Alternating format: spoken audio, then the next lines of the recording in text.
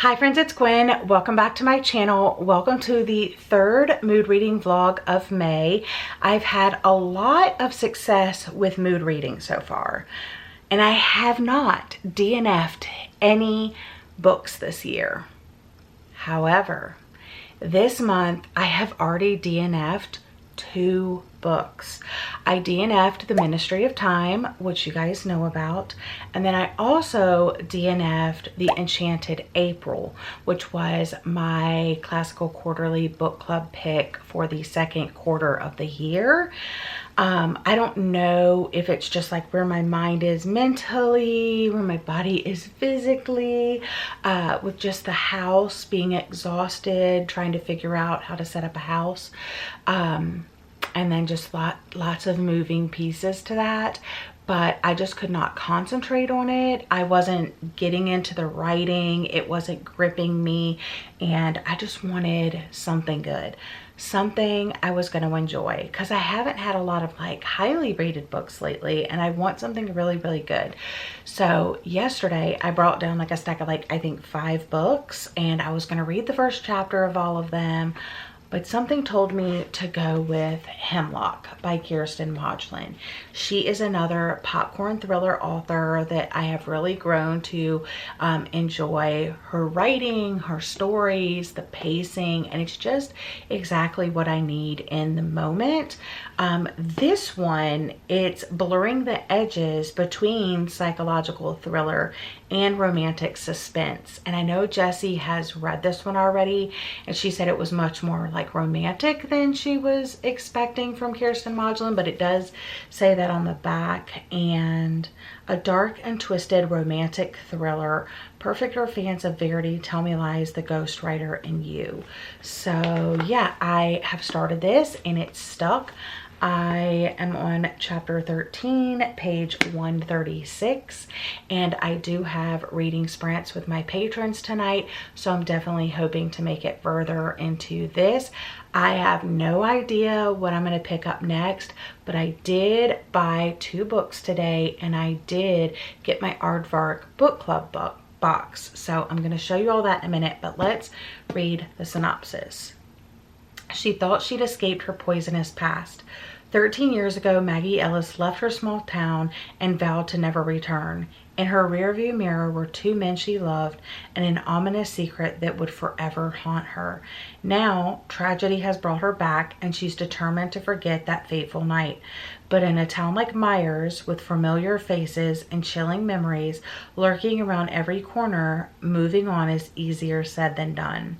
Before the ink can dry on the closing documents for her new residence, Maggie begins to feel unsettled. In every room, there's the unmistakable sensation that she's being watched. The strange sounds, odd smells, and bizarre occurrences can only add to her paranoia. There's something sinister about her new home. When she discovers the devastating truth about the house and its grim history, Maggie's worst fears are realized. In order to survive, she must unearth the secret she'd always planned to keep buried. After all, they say that home is where the heart is, but as Maggie knows, home is also where the skeletons lie. So far I'm having a lot of fun with it. Like the synopsis says, she moves back home. Basically, her mom has died. So she's back home in her hometown, and she's always dreamed of owning this one house, and it just happened to be for sale when she went home. So she bought it and she moves into this house, and it's a fixer-upper. And so when she initially like smells things or hears things and stuff, like it can be explained away. But then the 2 guys, one was her best friend from childhood that she kind of like grew up with, that she kind of fell in love with. And then one is the guy that right at the end of when Clayton went off to Nashville, this bartender was there, Tucker, and they started kind of dating to make Clayton jealous, but like obviously it became something more. And then also something happened with her and Tucker. I don't know what, like not like romantic, but like something happened. So I'm very interested to find out what's going on. And also Tucker lives next door to the house. So that makes me think it's all wrapped up with like what happened with Tucker, and maybe Tucker's not a good guy, which would be so sad because right now he's kind of perfect. But yeah, we'll see. I just love Kiersten Modglin books, and I love this cover so much. So yeah, I'm hoping to finish it on sprints tonight. We'll see. But yeah, I want to show you the books that I bought in my Aardvark book club box, and then I need to pack up those J1 welcome bags because everything has come in and it's a lot of stuff, and I want to go ahead and get it done so it's ready so I can take them to church on Sunday. Obviously, let's do the book haul first. So the two books that I bought are from Target. Great Big Beautiful Life by Emily Henry. This is obviously her new release. I've been hearing mixed things, but I definitely want to read it and form my own opinion. It's kind of chunky though.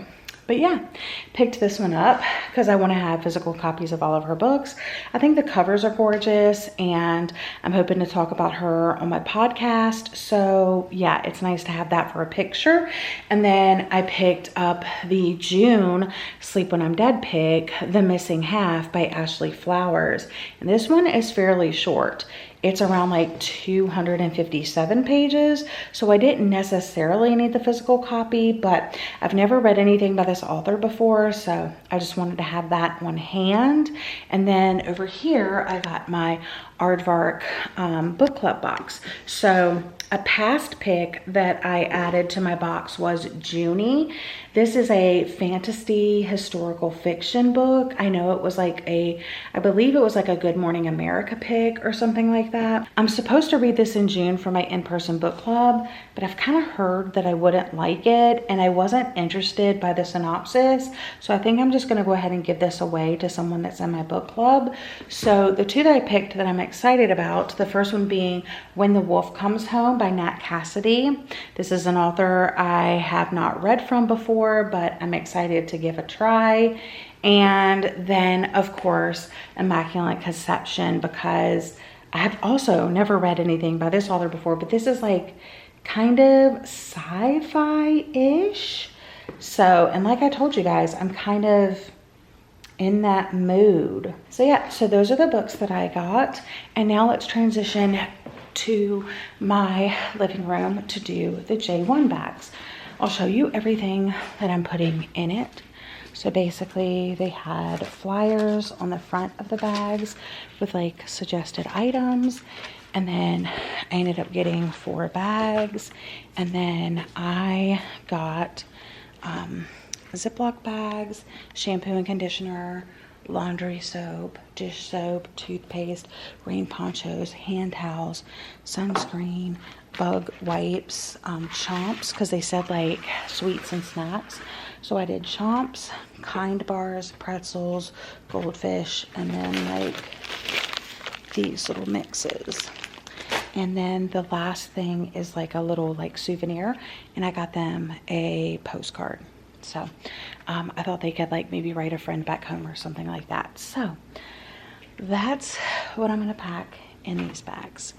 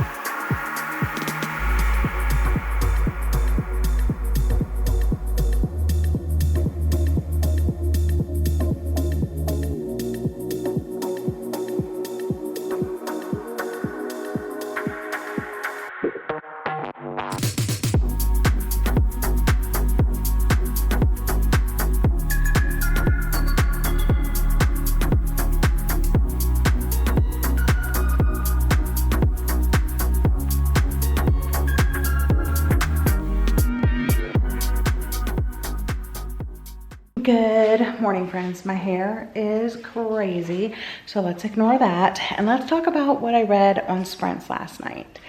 I read so much. I almost finished. I just have this little sliver here at the end, and I'm really enjoying this story. It is very much romance focused, so if you're looking for a thriller, this probably is not the vibe. But if you don't mind a romantic suspense, then I highly recommend this. There's kind of like a love triangle happening, kind of, sort of. There's a creepy house where things happened, and I'm about to read the last little bit and let you know my final thoughts. I'm coming to you with another book haul because I stopped by the book exchange and I got some books, and I also got some Bible studies. They had these, and this is from the She Reads Truth. I think it's like a subscription box, but I got Numbers and I got 1st and 2nd Corinthians, and these are so beautiful. They have maps inside, they have songs inside, they have lots of room to write. And they also have really beautiful like artwork throughout, like chapter header artwork. This, like, very, very beautiful, and it breaks it down by week. Like, look, they have a whole page just right here for notes. So, but they have several pages like that. They have like this page right here, but lots of pages for notes and really like broken down. They have like little bubbles like this. So I think that's going to be really fun. And this one is the same way. This one has like songs, maps, charts. We actually sing this song, this hymn at church. So, and then the books that I got, I picked up The Return of Ellie Black. This is a book that was from Book of the Month, and I know my friend Leah Beth read this and rated it 5 stars. So I definitely want to give that one a go. I also picked up Megan Miranda's book from last year, Daughter of Mine, and I haven't heard like too much about it. And then Sandwich, which is a literary fiction book. It takes place during the summer. A moving, hilarious story of a family summer vacation full of secrets, lunch, and learning to let go. I was trying to say lunch and learning at the same time, but lunch and learning to let go. Like I said, short, and it's also like a short book. And then I also picked up Gone Again by Minka Kent. I read Stillwater Girls by her and really, really liked it. And this is about this woman. It's like her 40th birthday. She has everything. Loving marriage, beautiful Connecticut home, treasured friends, everything she ever wanted. But then amongst the cards and well wishes she receives, she receives a disturbing note that says, "You don't deserve any of this." And then in the early morning hours, she vanishes without a trace. So yeah, I'm excited to read that one. So those are the books that I got. I also picked up Crumbl Cookie. So yeah, enjoy some taste tests from me and Daniel.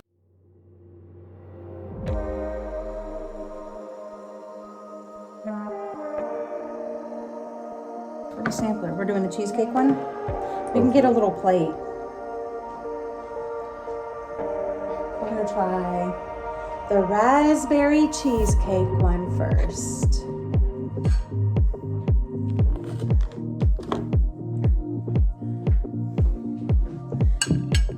If I cut, you choose. Well, that's the rule. Cheers. Cheers.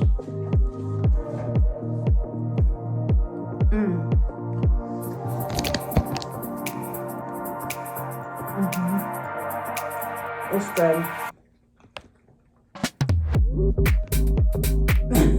I mean, yeah, it's good.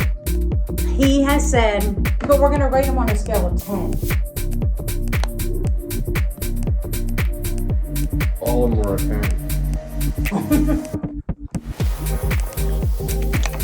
But you have to have favorites out of the box. Okay, that was the raspberry. We're gonna try the chocolatey one.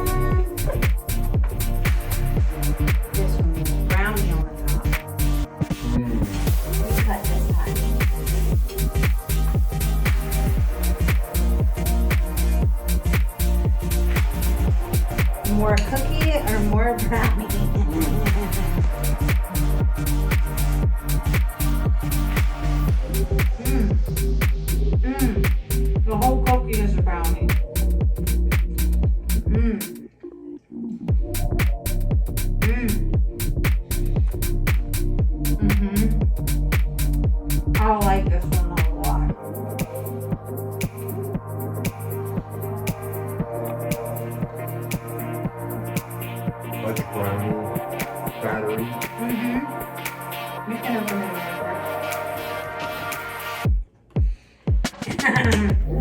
Yeah, it tasted like fudge brownie batter cookie. Pretty much. Yum! Right, friends, I have finished Hemlock. I actually finished it before I got ready for the day, before I ran my errands, before I got crumbl cookie. But I wanted to give you my final thoughts. I rated it 4 stars. I really enjoyed it.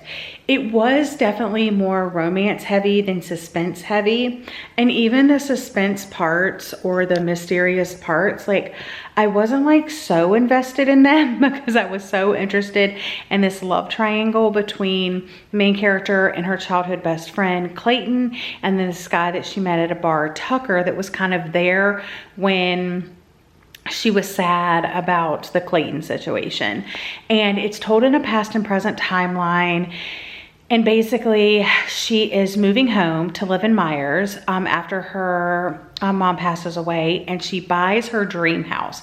It's always been her dream house. She buys her dream house, but it's a little bit of a fixer-upper, and her neighbor is Tucker. And weird, strange things start happening in the house. She's hearing screams, she's smelling things, the lights are flickering, the thermometer is messed up. All of a sudden her front door will be wide open, and it's like, what the heck is happening? And you're also getting pieces from the past about like her friendship with Clayton, what happened, how she got involved with Tucker, her finding out like who she really loved and who she wanted to be with, and then what happened in the past, because there's definitely stuff that goes down with that. It's just a multi-layer story that I had so much fun reading. There was never like a lull. Something was always happening, and it just scratched my like romance and thriller brain. And since those are my 2 favorite genres, it just worked really well for me personally. Now, the twist at the end and stuff like that definitely like surprised me. I didn't really know what to think. Again, I wasn't so invested in the mysterious part of the story, so I wasn't necessarily trying to figure anything out, but like things were coming to me. I was like, oh, maybe it's this, or maybe this. Please don't be this, you know, that sort of thing. But overall, 4 stars, exactly what I needed in the moment. I knew I could depend on Kiersten and Modglin. So 4 stars for this one. I have no idea what I'm gonna read next. I've done a couple of book hauls over the last couple of days, so maybe one of those. I'll let you know when I know. Hello friends, I'm here with a reading update. I have made it 111 pages into Anne's House of Dreams. I'm really enjoying this one. It feels very much like Anne of Green Gables, except for she's older. I don't know what it is. The other ones were just not hitting. I rated the first book 5 stars. I've read it several times. The second book was 3.5 stars. The third book was 3 stars. The 4th book was 2 stars. But yeah, I don't really recommend. I mean, and you can completely skip the 4th book, in my opinion. You can skip it. But this one, oh, it's like a return to what I loved about the first book. And this one, Anne has gotten married. She's moving into her dream house. She's making it a home. It's not in Avonlea, so it's on the shores of Four Winds Harbor, near Glen St. Mary. So I don't know if those are real places, but that's where her home is. It's on the shoreline. There's trees, there's gardens, there's plants. She's making friends with the neighbors. It's everything I loved about the first book. I'm really, really enjoying it. I look a hot mess because I've been working on clearing out some boxes, clearing out some plastic bins. I've taken care of 3 plastic bins, 3 boxes. I did some demolition in the back bathroom. I took down this old towel rod thing. I had to undo some screws and pull some anchors out of the walls and patch the wall. That's drying. Changed out a shower curtain. Have pictures kind of scattered around because I'm going to have a big hanging session. I have a lot of hanging of pictures and artwork and all that to do. I made an order online for a couple of things that I need, like candlesticks and a wall basket, and I also set up my walking pad out in the sunroom. I'm missing the remote, I'm missing the back piece, and I got some rubberized exercise mat to go under it. So that should all be coming, I think, on Sunday. Yeah, so I'm ordering things that we've been needing. I'm emptying boxes, and I'm just like, I did stop and eat breakfast. I did stop and eat some more of those crumbl cookies. We had the chocolate chunk one, and we also had the Oreo one. And the chocolate chunk tastes exactly like Chips Ahoy. So I would never purchase the chocolate chunk from them. Obviously, they're way more expensive than just going to your local grocery store and getting some chocolate chip cookies from Chips Ahoy. And then the Oreo one didn't have a lot of flavor. I would never buy that one again either. But so far my favorite has been the fudge brownie. And I also liked the raspberry cheesecake. That was also very good.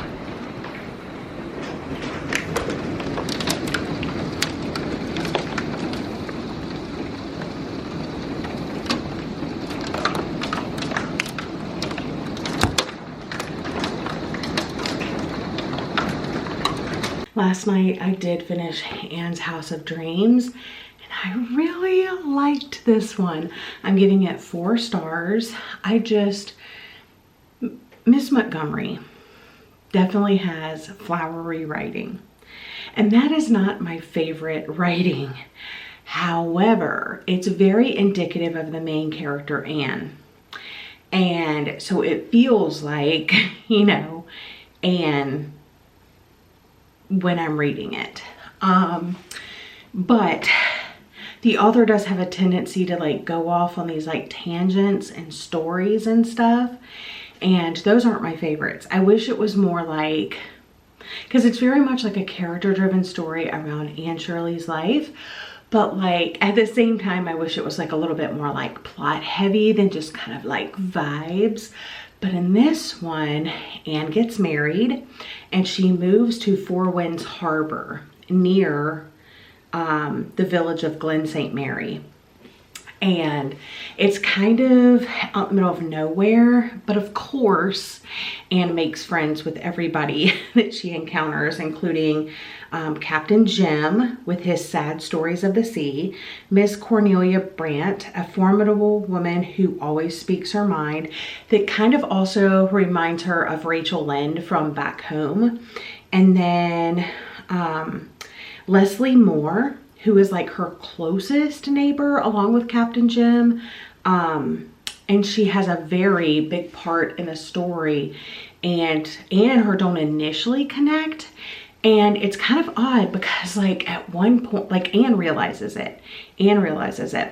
But it takes a little bit into the book and into the friendship until Leslie confesses how she initially felt about Anne and why she felt those things.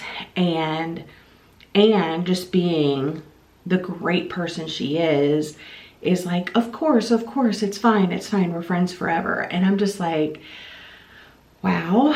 Also, her not being a super likable character, her not being that just like, you know, perfect person, Leslie Moore. But then we also have Owen Ford, who comes in later in the novel, and he longs to write the great Canadian novel. So she befriends all of these people. They become a little community. She sets up her first home with her husband. And of course, she's a big lover of nature. So there's one point at the novel that it goes through the different seasons and tells you what's happening during those seasons. And I really liked that. Marilla comes to visit her there, and that was really sweet. Like, I just really liked it. There were definitely some sad moments and things that I wasn't expecting, like, at all. I had no idea but now I know. So there's one thing that happens with Anne that's really sad. There's one thing that happens with another character that's really sad. But the thing that made me emotional, and this is obviously a little bit of a spoiler, so it's not like a huge major spoiler, but it is a little bit of spoiler about like the plot at the end of the book. So go ahead and skip ahead if you don't want to hear anything about this. But at the end of the novel, Anne's husband suggests that they move into a bigger house in a different town. And Anne she's happy and she knows that he's right, but she's sad because like that's her house. And this book was written in 1917. And here in 2025, I am going through those exact same feelings, especially like about a year ago. I mean, I've had time to like work through it, but I am still working through it. And the exact wording that she was saying, that like she knows it can be a good move, she knows she can make it work, she knows she'll make new friends, she knows it will be fine, she's still saddened to leave her house behind. It's her house where she created memories. It was her home. And luckily hers had a very like happy ending and mine didn't, because I don't know who's gonna buy my house.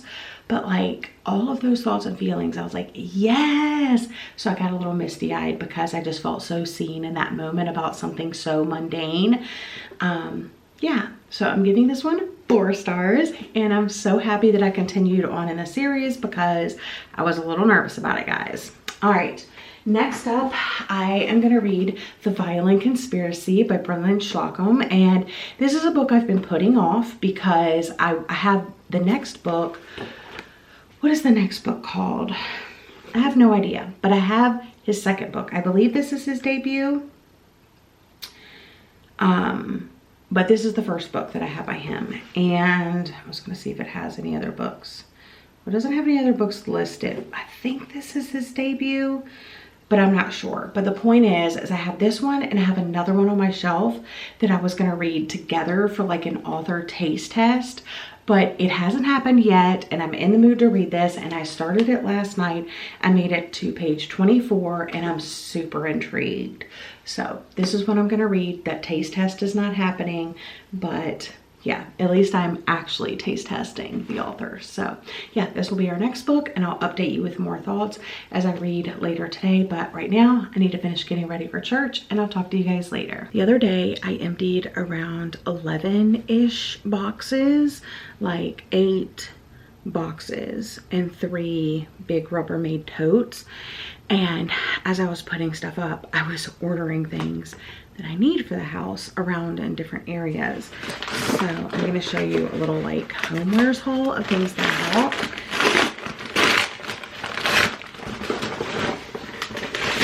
I got 2 boxes of these candlesticks, and these are for our hutch to hold up these glass shelves.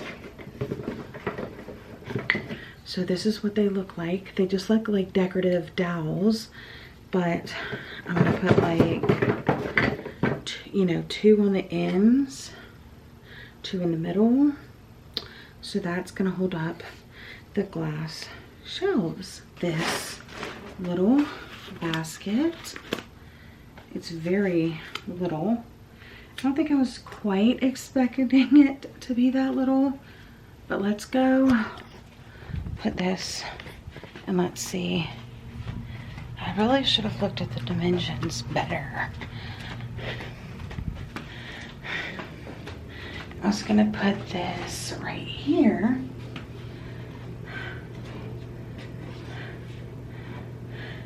And put some eucalyptus coming out of it. But this is our eucalyptus. This is not big enough.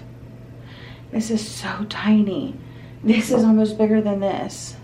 I think that's going back. Okay, that was unfortunate. But the next thing I have is a runner that goes in our little kitchen eat-in nook, which we are working on currently. Ooh, my plant really needs some water over there.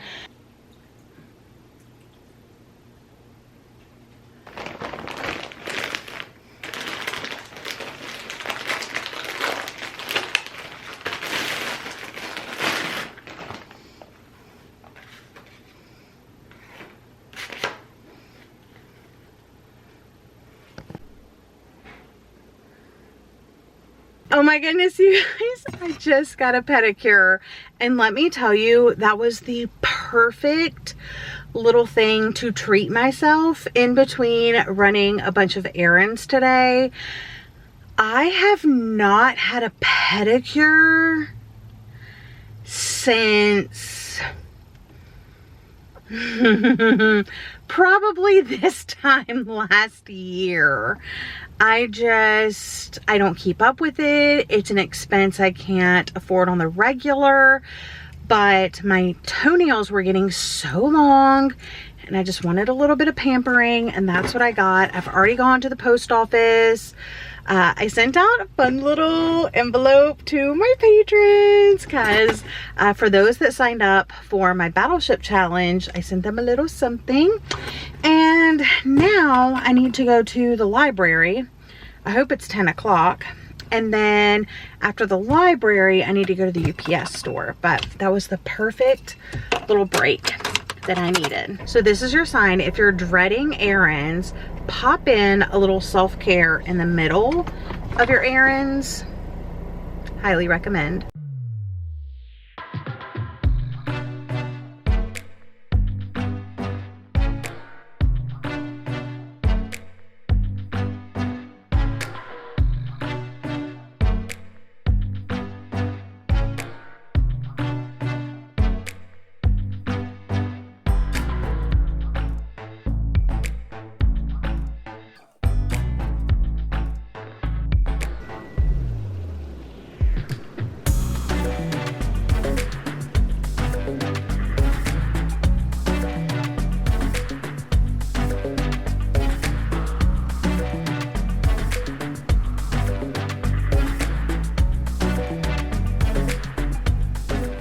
I am here with my final update for this vlog. I just finished reading The Violin Conspiracy, and it did not live up to my expectations. This got nominated in the mystery thriller category. When it released, it was a Good Morning America pick. And my friend Jordan from Sorry Book Solid absolutely loves this book, loves this author, loves his writing. And I need more mystery. I would not recommend this as a mystery. I would recommend this as like a general fiction character study with a very tiny little mysterious element, but it's more musical than anything else.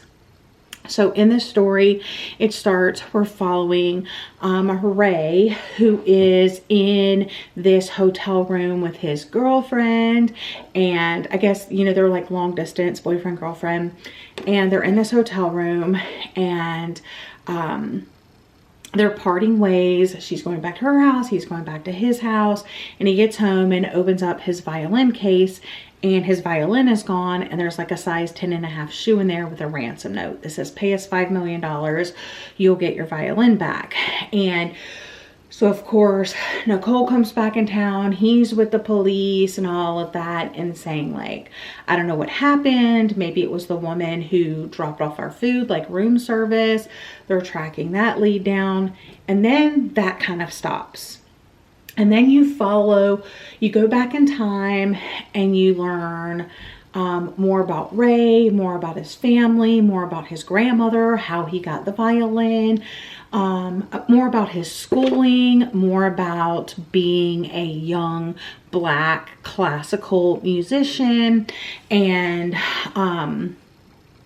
his parents, his family never really backed him. His grandmother was the only one who did, but she dies shortly after a couple of scenes in the book. And she did give him his grandfather's violin, but supposedly the backstory is that he got the violin from like, it was passed down through like slave masters and stuff. And so now he has this violin, and then he goes to get some work done on it, and like some bad work's done on it. Later, more work is done on it, and they find out that it's this like super rare Italian masterpiece, and it's worth like $10 million. So now you have this violin that's missing that's worth $10 million. But most of the story does not focus on the fact that the violin is missing. It's him playing it, him gaining notoriety, him playing in all of these like shows and stuff like that, and him defying all of the odds, you know, set before him, as, you know, everybody wants a piece of the pie. His family is saying like, oh no, you know, our mom didn't mean to give that to you. She really meant to give it to us. But he has like no proof of that. And then also the other family, the slave master's family, like comes and is like, no, that's actually our violin. It was stolen. Thank goodness you found it. And they're trying to get a piece of the pie. But again, it's mainly focused on him playing and going to all of these shows. It does go full circle. It lets you know what happened to the violin and all of that. But through it all, it's just a character study of this one young Black man who loves playing the violin. He goes off to this like super prestigious, a world-class professional violinist, and he goes to this renowned cutthroat competition. It's basically like the Olympics of classical music. Ray feels like he's lost a piece of himself as the competition approaches. He must not only reclaim his precious violin, but to prove to himself and the world that no matter the outcome, there's always been a truly great musician within him. So that's really what the story is about. I think if it would have focused more on the mystery, less on all of the other things, it wasn't my type of book. It's definitely more character driven than plot driven, and that's not what I really expect in a mystery. So I did enjoy it. I did like Ray as a character. I did like some of the side characters, but it just felt very slow because it was so character driven. Yeah, I do have another book by this author on my bookshelf, but I will not be picking it up right away. Even though I think that's like a departure from like what this was, I'm still really excited to get to it and give the author a second shot. But 3 stars for this one, which means I did enjoy it. It wasn't quite what I was expecting, but even despite that, like the slower pace, the lack of a mystery, like, yeah, I felt like I was going nowhere fast. So that wraps up this mood reading vlog. If you made it this far in the video, leave a violin emoji down in the comment section down below, and I will see you guys again in another video very soon. Bye, friends.